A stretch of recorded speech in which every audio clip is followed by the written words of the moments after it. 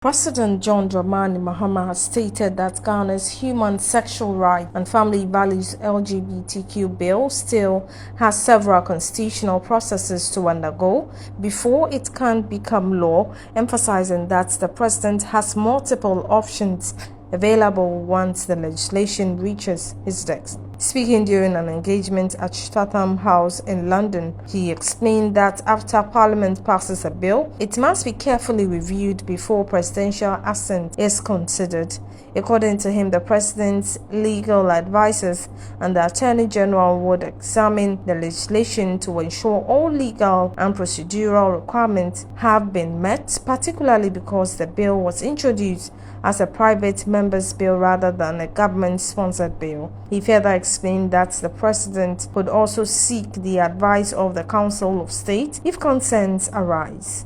The Council of State serves as an advisory body to the president and may review the bill and provide recommendations. He said that if substantial issues are identified during the review process, the president could return the bill to Parliament with specific concerns for lawmakers to address. The president has a number of options in this matter.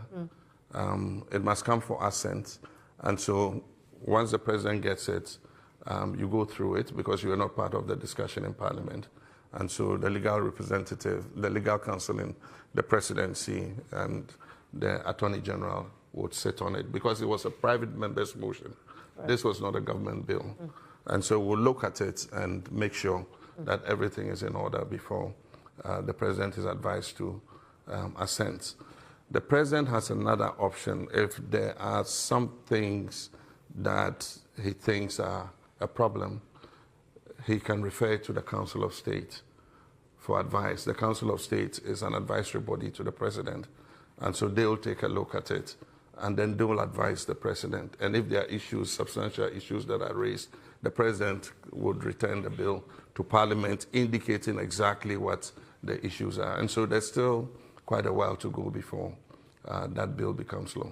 President John Dramani Mahama argued that expelling foreign nationals from South Africa will not address the country's unemployment challenges, calling instead for deeper structural reforms to tackle the root causes of economic exclusion and social tensions. He said reoccurring incidents of xenophobia in South Africa should prompt a closer examination of the factors driving public frustration, including high unemployment and inequalities that may have their roots in the apartheid era. But I think it's unfortunate what is happening in South Africa. We need to drill down to what causes these flare-ups in terms of xenophobia.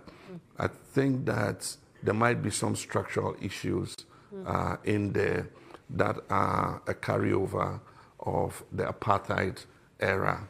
And so all of us must empathize with South Africa, or must sympathize with South Africa, and we must help South Africa to be able to drill down and find out what it can do to reduce the unemployment rates amongst the black populations, and to also change the mindset that people who have come to your country are taking your jobs.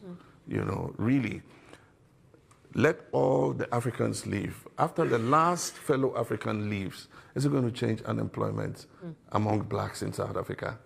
After the last shop has been closed and everybody has left, is it going to change unemployment in South Africa? There's something in there that the South African government must put a finger on and start a process of reforming so that, I mean, every country benefits from migration. There are lawyers here in the UK, there are surgeons, there are doctors, there are Ghanaian healthcare workers working in the NHS.